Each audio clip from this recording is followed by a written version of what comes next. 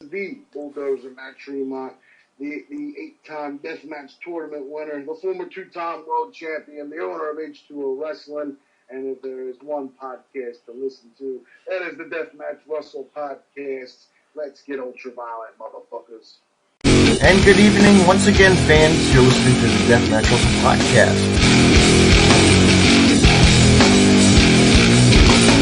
They're more than welcome to come on too anytime they want to come on. Oh man, those girls pop good like.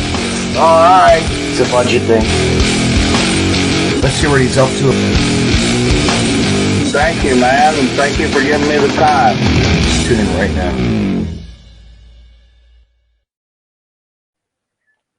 And good evening, everyone. You're listening to another episode of the Deathmatch Russell Podcast. My guest at this time, pro wrestler, the one and only HC Loc. How are you, man? Good, brother. How are you? Not bad. Not bad, man. I wish I was there for the H2O show that you destroyed, Stockade. Yeah, man, that was fun. Really was. Yeah, that was a good one. Great show, great atmosphere. Fans are very, very cool down there. They treated me really well. Yeah, that's what, you know what, H2O is like. It's family. You can tell. It's really like we are just like fan friendly and just, we love it. It's for everybody, That's what it felt like, man. They had some really cool chants for me and throughout the match, and then gave me the please come back afterwards. So those are the guys. Those are the people you're happy to go out there and bust your ass for. It's fun. Yeah, and you know what? That's the one thing that Matt lets, opportunity for everybody to come in. Yeah. For all you guys, and to show the fans what you got, and you still got it. Maybe, must be still doing something right, I guess. I know. It's like, yeah, well, I don't have my partner with me like I used to, Right. Yeah. I mean, my God, you know what? HC, when I remember Ring of Honor days, man, I actually saw you at the Death Before Dishonor 3, I believe it was, versus Dunn and Marcos. Oh yeah. Those were always fun. Those guys are my students, so. Oh, no kidding. I trained both of those guys. So it's funny. That was probably, I don't know when they broke in 18 years ago, but I still call them my kids, my students, But yeah, so it was always cool to be in there with a friend, cool to be in there with a student, because you're not a little scared to lay stuff in a little bit even more. So right. Those were always fun ones. Yeah, my God, that was a historical night too. Just think about it. Punk got his, signed his career that night. Remember? Right. Yeah. That was a crazy evening. But yeah. What's that? Fast forward a little. I saw you at Jersey All Pro Wrestling, like Did crazy. You? Yeah. I was there for a couple of shows that you guys threw it down. Cool. Yeah, we did. I think we did something with Homicide and Teddy Hart there one time, and kind of play off some of the real life shit that happened with Teddy and Ring of Honor a little bit. So yes, that was fun. That was great. That was great, man. But what got you into wrestling? I mean, as a kid, like what caught your eye? My first memory of it was just turning on the TV when I was supposed to be helping my dad stack wood, but anything to slip away, right? Turn on the TV for a second. And I remember seeing Adrian Adonis hollering at the fans as he's getting in or getting out of the ring. And I had no idea what pro wrestling was. I didn't know that there was such thing as what a work was, or real or fake or what have you. So I thought, this guy's really upset. And there's this guy. And then it became clear that he's a heel, that he's a bad guy. I'm like, this guy's an asshole, and right. I was totally sucked in, and I sought it out from there on. And it was, I don't know how old I would have been. Not quite 10 yet, but right. Of course, 100% believing it, and it just never really went away. And then by the time I discovered Hulk Hogan, like most of us in those days, it was just, he could do no wrong. And when Bundy broke his ribs, I thought it was the end of the world. When Paul Orndorff turned on him, I just could, you watch it now, and of course that's where they were going, but I didn't see it coming, and broke my heart. Oh, I didn't want to come out of my bedroom, but But that's you know how what? You know what? Recently, I've been actually, I tell people that Paul Orndorff, man, was the guy who was really, underrated. But he, I like talking about him. He's a great wrestler. He was a great wrestler. Awesome. Awesome. He was a great trainer later on too. Yeah. Yes. Great dude. Yeah.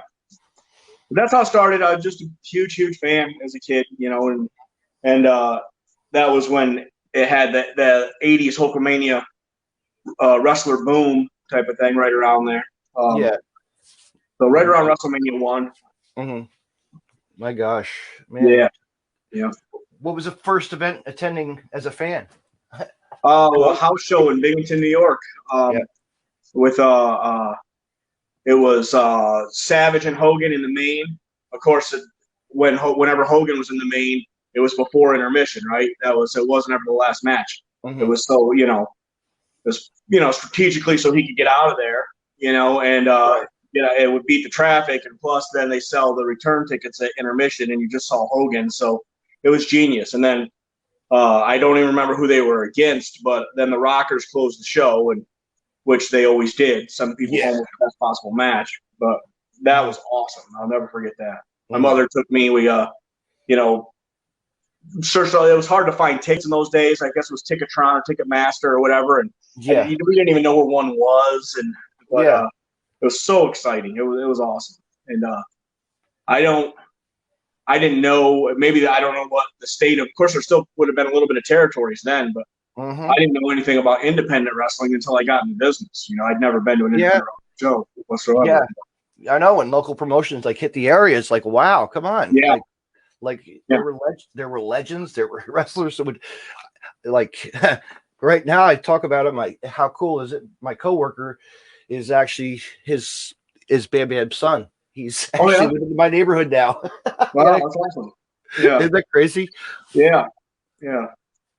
Very cool.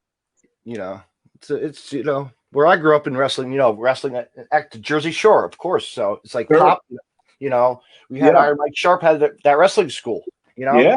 And that's where Nova and all those guys came out of. Yeah. Then fast forward in the mid 80s, then his brother ran a promotion, Phoenix Championship Wrestling, that ran in Toms River, New Jersey. Really launched the careers of all the guys too. Yeah, for sure. Yeah, those are good guys. Good guys. But I was a lucky kid, man. I got to see Bruiser the Brody inside a steel cage as a kid. Holy cow. I never met him, never saw him, never did anything. Oh, my God. NWF Wrestling came around. I remember that. Yeah. That's awesome. Yeah. Very cool.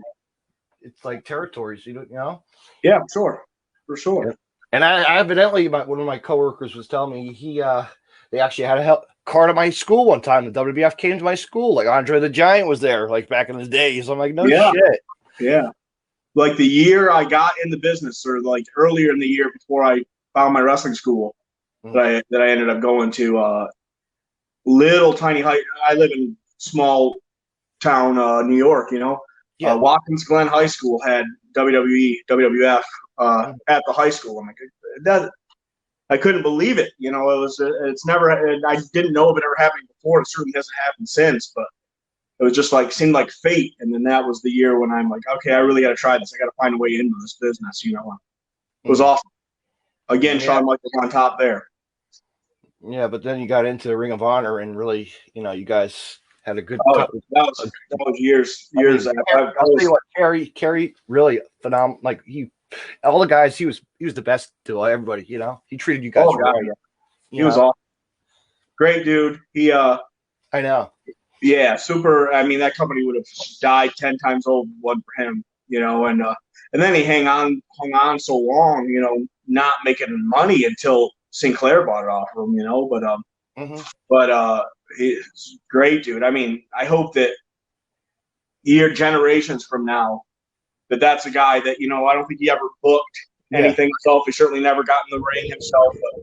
But I hope that the industry remembers how important he is, or has been, for sure. Well, a lot of those guys, half the NXT roster, a lot of, WWE champions over the last several years came through Ring of Honor's doors, and that's how they got good, and how they got on the what do you call it, the radar of those guys anyway. So man. It's like Eddie Kingston, you know how he was. Yeah. My gosh. But now you think about it, you look at H2O, and you look at a guy who's actually I don't know if they had that tournament yet for the for the gold over there at Ring of Honor. Tony Deppen is Yeah. is gonna get a shot at that, and that's awesome. Pure title. Yeah. Like that's a guy who's on the independent scene that's been around, and like he could be the next guy for them to pick up. That'd be awesome. Mm-hmm. Or that guy Zane, Yeah. Zane. Yeah, for sure. What do you think of these guys? Like high fought, like these guys are pretty like amazing. Like for sure, super talented. And if they're going to be in that tournament for that company, then I already know that there's something special there. Because those guys, Ring of Honor. I didn't watch it a lot. No. Over the last several years, of course, I was on the first.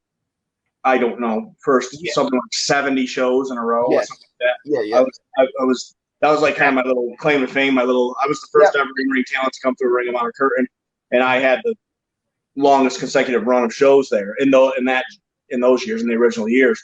But that was the benchmark for the I hate saying shit like the work rate wrestlers, because that's made up term that we don't really say in the business, but it's but for that type of stuff of like where the fans are really looking for a good match and understand what a good match is, and even though I didn't watch a lot for several years, I have been keeping back up with it now.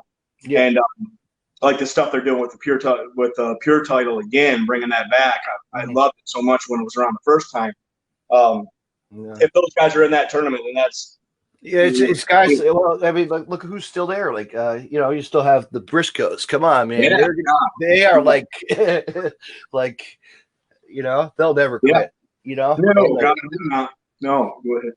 Yeah, our business needs guys like the Briscoes. They're awesome, and they're fucking men too. You know what I mean? They're out there fighting. They're out there. None of this bullshit ballet shit. They're wrestlers. They're fighters. I love good promos. Always a good promo. When you hear funny promo, or just they'll cut something and really get the attention of you. Yeah. And of course, Jay Lethal? You have Nigel. Jay's still there. Yeah. Nigel. Nigel. My God, man! Just look at all the roster. Like it's still, some are still floating. Yeah, for sure. Now they got the new breed. They got. I just had them on my podcast recently. Oh my God, Sledge. There you go. Sledge. Metal Maniacs, Sledge. Yeah. I'm probably not as familiar as all of them as I should be. There's so much wrestling out there these days. I know. It's insane. It's insane. We're just like spoiled. We're just spoiled with a lot of new stuff. It's true. But that's great. Of course, taking the whole COVID thing out of it, but pre-COVID, the landscape was so great because there's just so many places for guys to work, and I would always tell my students this, and that applies to everybody, because if the top guy in your local indie, if the best worker in wherever you are, Rochester, New York, right? If he gets picked up by MLW or Impact or Ring of Honor or NXT or any of the people, then his spot is available for everybody to move up, and it's just, it was a glorious time, and then, of course, for a lot bigger reasons than just pro wrestling, but this whole year is turned to shit, but, but we're getting come back, so, but you're getting a taste of it again, and which is awesome. Like to be around a crowd, it was great to, I saw that pay-per-view, I watched it, I was like, man, you're having a good time, you're ready to roll. It was so fantastic, man. Most of the wrestling I do now, in the last couple months since it's come back, is better than half of it is just a taping for whoever's internet show, so you don't even have fans there, or there's only a few, and almost all of them are outside, and but then you still. I'm a glasses half full kind of guy when it comes to it. I've had a great career. Stuff a lot of people would kill for, I've gotten to do. Mm. And I'm so thrilled that it's not over yet. So No. I just like, man, I wish that you still got fire in the tank, man. You know? So I'm just like, yeah, okay. This one there's not even people at, and this one there's not as many people as there used to be because they're not allowed in the building or whatever it is. At least we're wrestling, man. We could be home digging ditches. You know what I'm saying? So fuck it. I still get to be in that range. So exactly, and then you come home to your kids, and that's it. You know, and your wife. Oh yeah. She just had her birthday. Happy birthday! I forgot to say happy birthday to her. Nice. Happy belated birthday. There you go. Yeah. But yeah, man. Hopefully you'll be around to check out that Stravaganza just to come out. You know. Yeah. Hopefully you'll be there for those nights and just to see what it's all. You know. I hope so. Yeah, I hope so. Just to come and just watch it, you know, even though if you're not, man, we don't know. We don't know. Not everything's been announced yet. Opportunity for everybody, you know what I mean? Yeah. Which is always a cool thing that Matt likes to just throw people in there, you know? Yeah, I like Matt a lot. He's a good dude. Dude, he's on his roll, man. He's on his the final tour, a couple more shows. Yeah. That's it. Yep. But he'll just continue doing the wrestling thing behind the scenes. Sure. Running shows, you know? Yeah. I mean, all these kids that they're coming up in the business, my God, he's trained some good guys. Like, you could see it. Like Bam, like Bam and Mouse and the Extricate, you know? Like, those guys were their first run around. Yeah.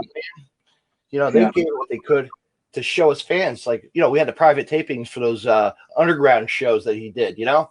Yeah. You know, and my God. He's got my old friend Mike Keener helps out there. I think on Wednesdays training too, and some of Keener's guys like Chuck Payne. He's going to be my God, Chuck is a monster, man. He's a dude. He's and Eric Martin has got himself. He's a Keener guy, and he's got himself in such great shape. And he's gonna, you know, these are guys that are going to be. These guys are future of the industry, you know. And that was badass. He came out to the ring in a fucking Harley. Come on, right. Fucking perfect timing, you know. Yeah, that was pretty good. We had Frankie the last time on a horse. And got Chuck on a. You never know. Maybe he'll come in on a chop or something. Might happen. Parachute in, right? But no, man. It's, you know, you know what, fans love it. It's just a great company. I mean, really. Yeah. I've been there since like day one almost. Like, you know, a fan, and I'm like, I followed Matt from CZW and, you know, local other promotions as well. You know, I was like, this guy has a good business and he knows what he's doing. And I'm, my God, like, we get spoiled, you know. Yeah, good dude, good place to work. Mm-hmm. What are your thoughts on the AEW? You like that? You catching it or nah? Yeah, I check out a lot of it. And some of it's cool if there's another place for people to work. Mm-hmm. It's cool if there's some kind of an alternative, you know, out there. That's I'm not always a fan of the fact that some of the guys there, and I say this because of my love for the industry. You know what I mean? And it's been most of my job in the last several years to coach and agent and do things like that and help. And not that they don't have great guys there doing that now, but a lot of the guys there, they wrestle their matches and they do a lot of shit in those matches that they don't necessarily know how to do. Like you're on national TV making, I presume, quite a good chunk of change, you know, and you know, and we're blowing spots all the time, or we're doing shit that looks phony, or we're too much airtime. We're still watching the guy, right? Literally watching the guy climb the top rope to dive off on me, and I'm watching him the whole time. Stuff like that drives me nuts, you know. But I mean, I think that there's growing pains, and they'll get there. And if they've got the thing with them is that aside from those handful of guys, you know, you got to remember there's guys that we see on there every week right now that had never, ever, ever wrestled on television before, or even though they might be, you know, a sensation on Twitter or YouTube or something like that, they never had the opportunity to be as lucky as I was to be like, Tracy Smothers or Tommy Dreamer watched every match you had for 2 years and made you, you know, or whatever, and put that position your arm or whatever, you know, not they've maybe gotten themselves over, and that's awesome.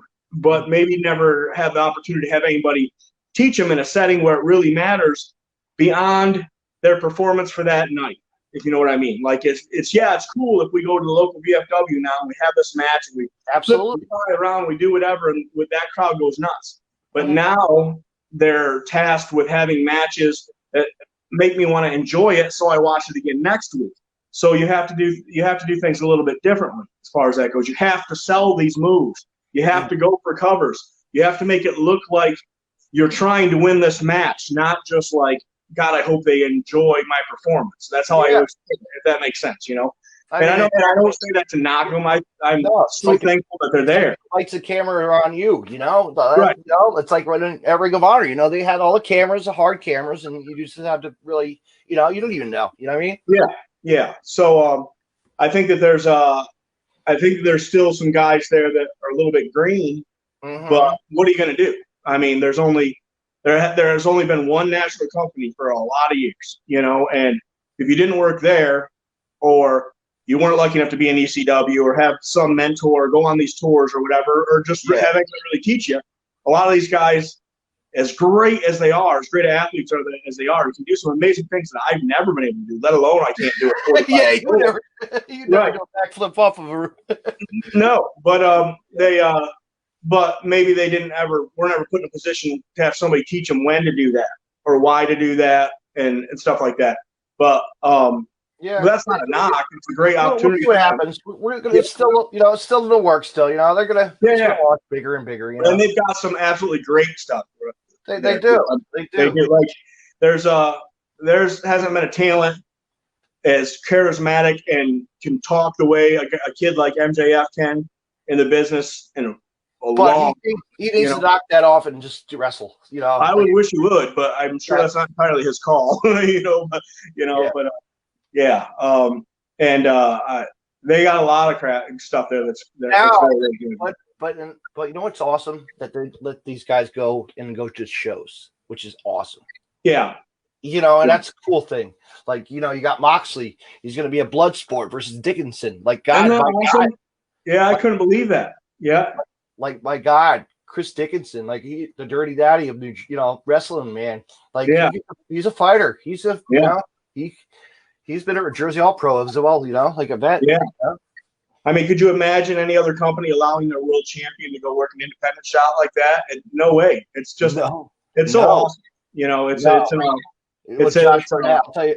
Josh Burnett, really, you know, it's up to him also, and Game Changer Wrestling also to pull the strings, you know, for sure. GCW, what do you think? What do you think of that, man? They got big things on the rise. Like they have a lot, very just everywhere.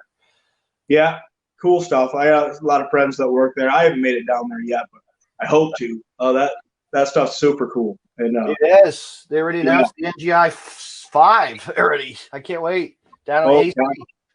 Yeah. You know, it's like I got all my show. We got all our wrestling. I'm ready to go. You know. Yeah. But what else we got going on? Anything? No, right? Just running my school. You know, doing the shows that as I can as they come back. You know, it's you know, I'm 45 years old for another couple weeks. And I had 73 wrestling matches last year. That's pretty goddamn good for any independent wrestler. Yeah, absolutely. And then this year, you know, like we said before, with COVID and everything going on, by the end of the year, I'll be lucky if I have 25, you know, and so it's just a lot of it's been concentrating on school and training and I mean, the one kind of bright side of it is that my ring was in a commercial building before, and when that all shut down, it was in a mall. It's now in my back lawn. So it's like literally, all right, get done with supper, do whatever, go back out. And even if I don't not having training that night, I hit the roads 50 times. I take bumps like a student, like a kid. You know, it's just like feel so at home and so ready. You know, you're on your own element. You're in your own element.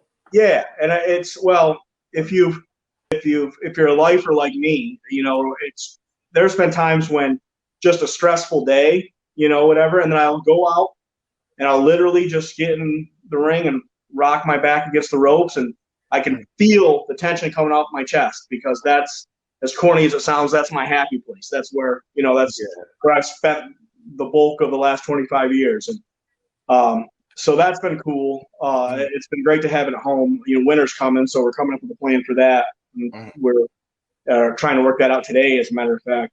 Sweet.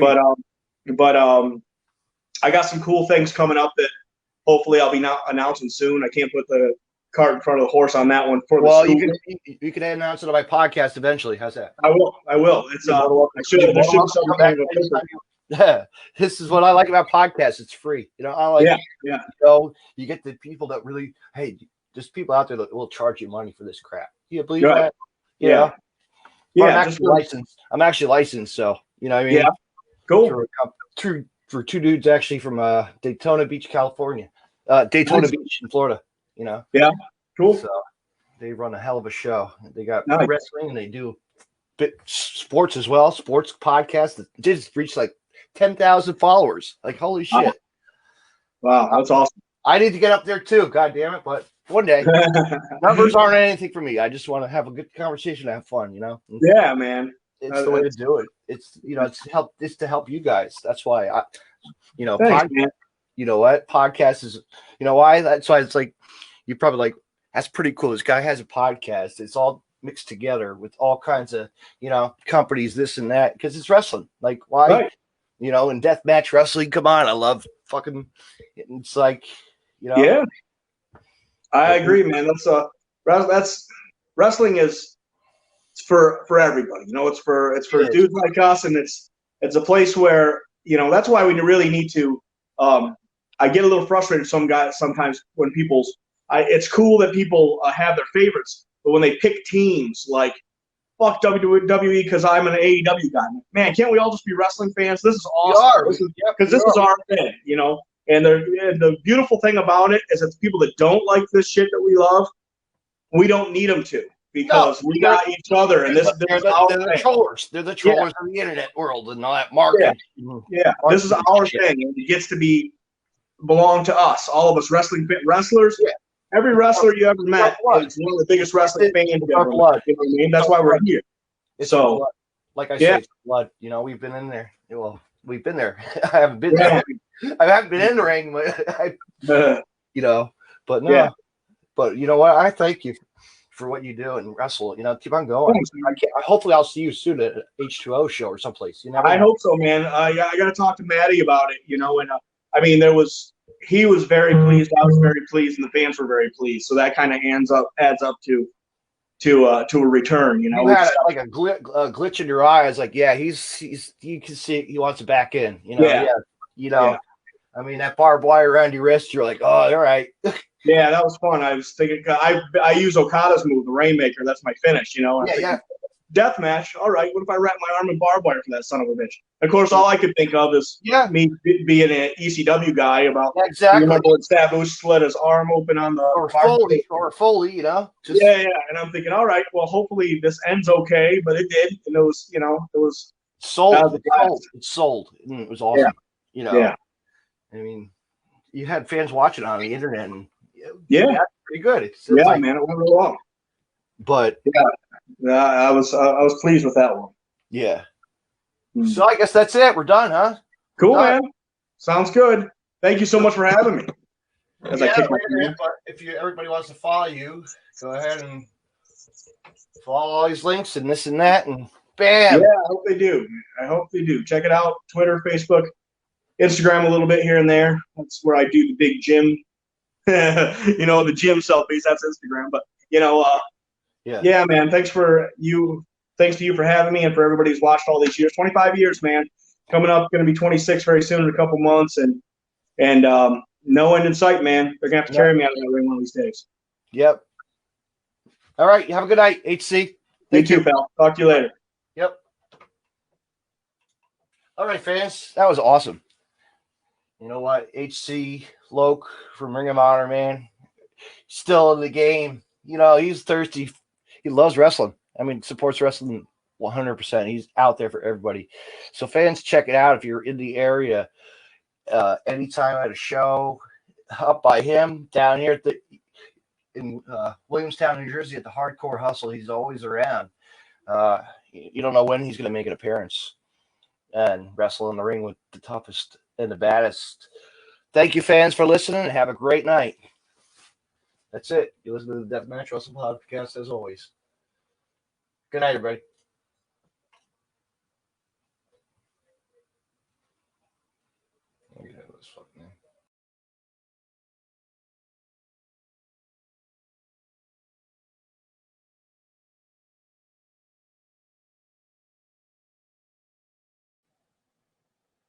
You can find more Deathmatch Russell podcasts on the following social media: deathmatchrussell.com, follow on Twitter at DavidNJ32, and on Facebook, facebook.com/DJDaveNJ32. Instagram at DavidNJ36. Hey, wrestling fans, I want to mention Collar and Elbow. Collar and Elbow was founded on traditional values of professional wrestling. Two entities working together to create a product intended to connect with people on an emotional level, a symbiotic relationship where one cannot flourish without the other. We strive to create a product that embodies our passion for professional wrestling expressed through street fashion. Visit collarandelbowbrand.com and use the promo code Deathmatch Russell Podcast and save 10% off when you make a purchase. Collar and Elbow, where wrestling passion meets street fashion. Me on Podcast City Network at podcastcity.net, facebook.com/Podcast City Network. Hit the like button and share. And on Twitter at Podcast City Net. You can hear Deathmatch Russell Podcast on Stitcher Radio and on iTunes.